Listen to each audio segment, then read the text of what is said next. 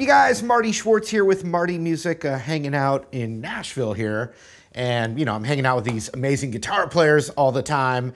And so I've been thinking about some various technique lessons that I want to show you guys. And this one is for your phrasing. And it's just a little concept. I think it's a helpful little technique, especially when you're jamming live and you have a lot of excitement and adrenaline. This is really helpful for your phrasing. Now, also real quick, if you haven't, I appreciate you subscribing here to the Marty Music YouTube channel. And then also I've got links down below, helpful resources like free courses, the gear I use, all kinds of killer stuff. So check those links down there. I appreciate that extra support. Let me show you what I'm talking about. Now this concept, it doesn't matter the scale or the key because it's really more of a little trick that you use in your brain, and that's it. But I will show you what I was jamming. I was playing the D7 sharp 9, and then I went to the 4 chord, which is a G7. I decided to play a G13, you know, like a 4 chord in a blues. And then I turned it around on a G over A. And so then I'm just literally playing D blues. And then when it goes to that G, I kind of lighten it up with the just straight G Mixolydian.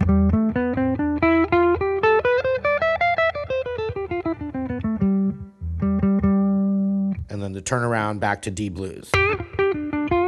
But so what I've noticed for myself, this is something that I've done for myself, and so maybe it'll help some of you out there. And I've been at a bunch of jam sessions lately, and people are getting up there and they only have one song that they can go up and play a blues solo. So you're really excited, you're nervous, lots of adrenaline. And so in those situations, I'll speak of myself here, you know, overplaying, like playing too many licks. You're in the moment, but that adrenaline sometimes takes away from some of your phrasing, especially the open space that you leave.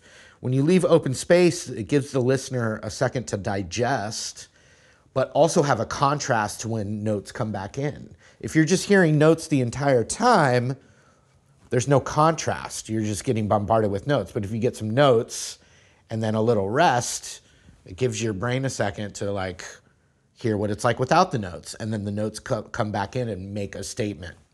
So the technique that I think you should try is a classic call and response. When you are soloing with another guitar player, especially in that blues rock kind of thing, so many times you'll get to that point where the two guitar players start trading licks, like, you know, one guitar player, other guitar player, the guitar player on the left again, guitar player on the right, you know, back and forth. You can do trade 4s, meaning 4 measures, or you can trade 8s, meaning trading 8 measures. So that's this concept of playing off of somebody, kind of from jazz and blues. Well, a way to break up your phrasing is to just imagine that you're trading licks with another guitar player. And instead of there being another guitar player, that is just open space. Now, what it also does is the audience is kind of imagining the response in their head too, as they're listening. And so is this something you do for your entire solo? No. And also, since it's just a little brain trick, you could just do it for the very beginning of your solo. Or you could start your solo really intense and in the middle of the solo go into this for a little bit and then just go right back to blazing licks.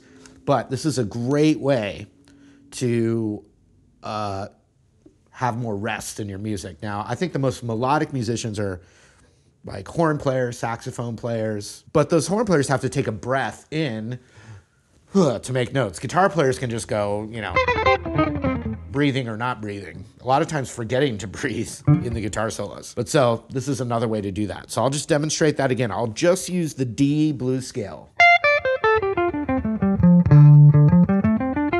Or the D minor pentatonic.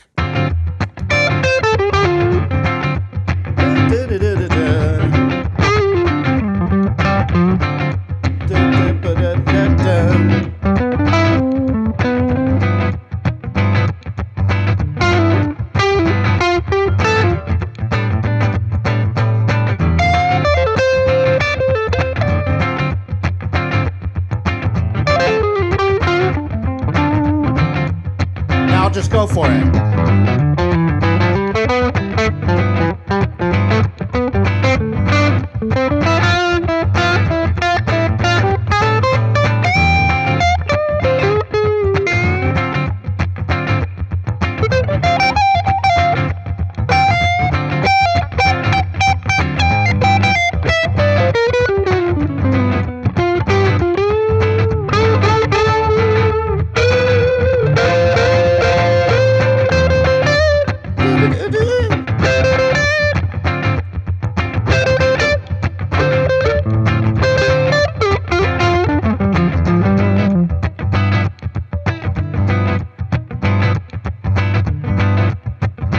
Look at all this space.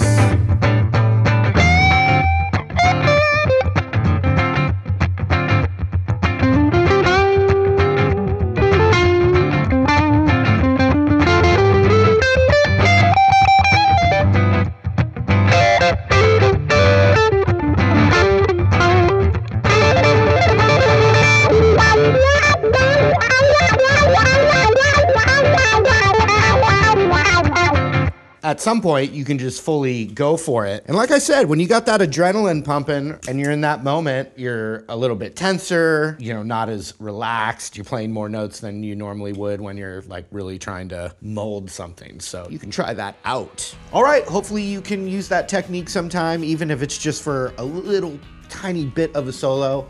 I think you'll feel the difference. Thanks again for supporting Marty Music here. I've got a bunch of courses at my website, martymusic.com. So there's tons of links down there for you to check out. And then also subscribing here to the channel. That helps me out as well. So I appreciate that. All you have to do is click a button for that. And let me know what you'd like to see in the comments. We'll see you again real soon. Take care.